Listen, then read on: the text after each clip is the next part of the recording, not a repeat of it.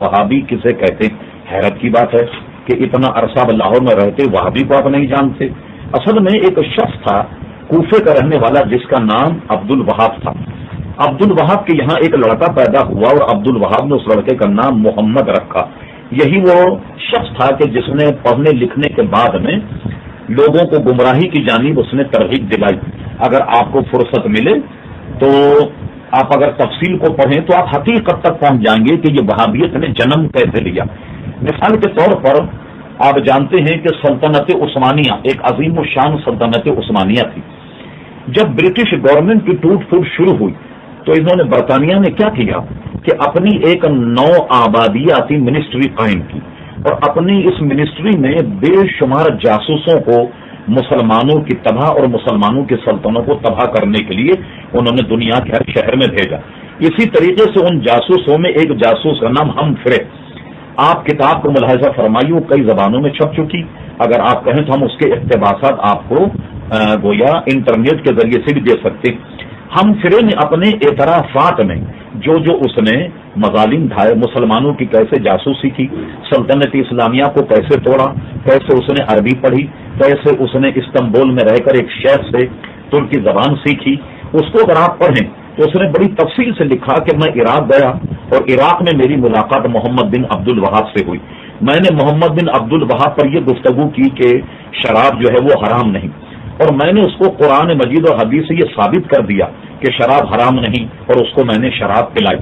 شراب پلانے کے بعد پھر میں نے اس کو ایک نئے جال میں پھانسا، اور میں نے اس سے کہا کہ یہ بتاؤ کہ متا جائز ہے یا نہیں۔ محمد بن عبد الوہاب نے کہا کہ متا تو حرام۔ پھر وہ کہتا ہے ہم کرے کہ میں نے متا پر مناظرہ کیا، اور مناظرہ کرنے کے بعد محمد بن عبد الوہاب کو متا کرنے پر میں نے آمادہ کیا۔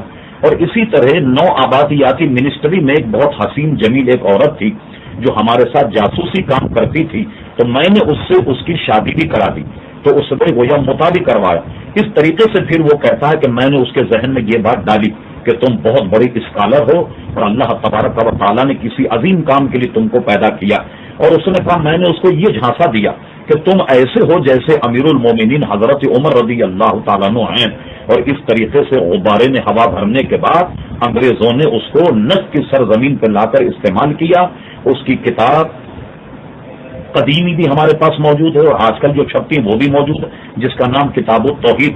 کتاب التوحید اگر آپ ملاحظہ فرمائیں تو اس نے اپنی جماعت کے علاوہ تمام دنیا کے مسلمانوں کو کافر کہا، یہاں تک کہ وہ اتنا انتہا پسند تھا کہ کسی عورت کو جو سنی ہوتی اس کو کہتا کہ تم وہابی بن جاؤ۔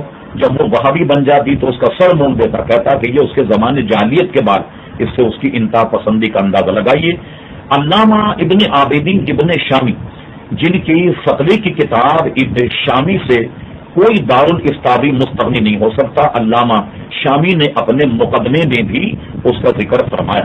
ایک مشہور حدیث ہے کہ نبی کریم صلی اللہ علیہ وسلم مال غنیمت تقسیم فرما رہے، ایک کمبخت منافق کھڑا ہوا اور اس نے یہ اپنے تئیں دیکھا کہ مجھے شاید کم مال ملا، وہ کہنے لگا اے محمد صلی اللہ علیہ وسلم عدل کیجیے عدل کیجیے۔ حضور نے فرمایا کمبخت، میں اگر عدل نہ کروں تو ہے کوئی دنیا میں عدل کرنے والا؟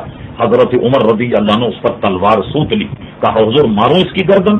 آپ نے فرمایا نہیں، اس سے قوم پیدا ہوگی جو قرآن پڑھے گی مگر قرآن اس کے حلقوں کے ان کے حلق کے نیچے سے نہیں اترے گا۔ انوار احمدی ایک بڑی مشہور کتاب ہے، حیدرآباد دکن کے ایک بہت بڑے عالم تھے حضرت علامہ مولانا انوار اللہ صاحب فاروق رحمت اللہ تعالی علیہ، اس کتاب پر حاجی امداد اللہ مہاجر مکی رحمت اللہ علیہ کا حاشیہ۔